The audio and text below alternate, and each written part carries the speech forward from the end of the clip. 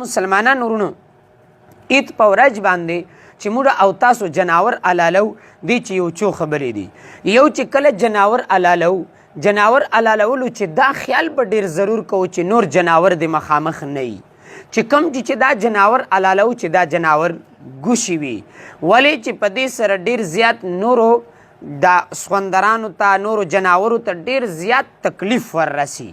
دویمه خبر دا ده چې کم سړی کم کسان په یو جناور چې شریک دي هغه ټول اول خو د موجود وي، او که موجود نه وي د هغو اجازت ضروري ده چې هغه د اجازت وکړي چې تاسو دا قرباني کوو. زما مسلمانانو ورونو بله خبر دا جناور علالولو چې چلور رګونه وي، په دې چې که درې رګونه کټ سي او یو پاته سي بیا صحیح ده، هغه جناور بالکل صحیح ده. دا دوه رګونه سیډ ته وي، یو رګ بالکل په منځ وي. زما مسلمانانو ورونو د دې کټ کول ضروري. دا چاړه به موږ داسې تیرو چې دا داسې بعض خلک موږ داسې دلته مغز ته یو اډوکی راسي، مغز اډوکی ورته وي، موږ بعض خلک بالکل په هغه باندې شروع سي او هغه ماتولو کوشش کوي. نه زما مسلمانانو ورونو مسله داسې ده چې صرف دا چلور رګونه کټ کا، کټ کولو نه پس هغه جناور هلته پرېږده.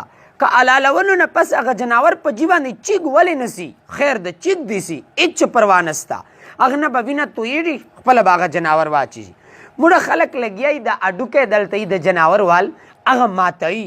دا ظلم د جناور سره د دې ماتولو کوشش مه کوئ. بله خبر جي په جناور چې اوه شیان حرام دي، اوه شیان چې کوم دي دا حرام دي، نور ټول جناور حلال ده. هغه اوه شیانو چې اول شی چې کومه ده هغې ته وایي دم مسفوح. موږ په پښتو چې هغه ته ورته وایي د بهیدونکې وینه. چې کله موږ جناور حلال کو، حلالولو نه پس چې کله هغه وینه جي دا حرامه وینه ده. دا چې په چاړې ولګي چاړه به مینځو، په کپړو ولګي کپړې به مینځو، دې استعمالول صحیح نه دي. اردو چې ورته وایي بهنے والا خون، یعنی چې کم د جناور نه هغه وینه بهیږي دا حرامه ده، دا به نه استعمالو. په کپړې ولګي کپړه به مینځو، په چاړې ولګي هغه چاړه به مینځل ضروري وي. که چیرې موږ دا چاړه ونه مینځله او په بلې غوښې مو ولګوله هغه غوښه به هم ورسره مدراړه سي. دویم کم شی ده چې هغه حرام ده په جناور چې هغه ده د میتیا زوجه. د میتیا زوجه هغه که د ښځې میت یعنی هغه جناور ماده ده ماده، او که هغه نر جناور ده، د دې دواړو میتیا زوجه هغه چې شی ده دا حرام دي، دا مسلمان سړی نسی استعمالولی. دریم شی خصیتین ورته وایي، خصیتین دا حرام دي، دا به نه خورو، دا به نه استعمالوي. دا دریم. چلرم جی چې کوم ده هغه د غټې میتیا زوجه ده، پاخانه اردو چې ورته وایي دا به نه استعمالو. او بل ورته وایي غدود. غدود به تاسو کتلی وي موږ په جانورو باندې کله کله په بدن باندې داسې غونډې غوندې روزي، چې کله موږ چرمن واړو چرمن چې داسې غونډه وي دې ته غدود ورته وایي. یو غونډه زما مسلمانانو ورونه دا ده چې نن سبا کومه بیماري ده دا غونډه نه ده، بلکې دا یوه بیماري ده، هغه جناور ټول خراب سي. یو غدود ورته وایي، په دې باندې داسې غونډې غوندې جوړې سي جناور باندې، دې ته غدود ورته وایي.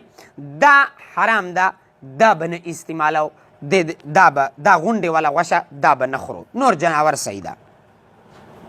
او بله مسانه ورته وایي. یو وي د وړو او د غټو میتیازو جای، او یو وي مسانه چې په نس چې ننه هغې چې میتیازې بند کیږي او هلته پچي هغه هم استعمالول صحیح نه دي.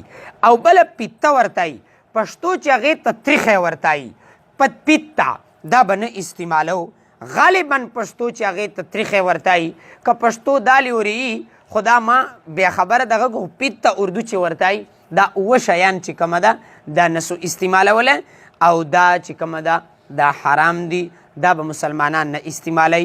په دې چې د ټول مسلمانان هغه خیال ساتي.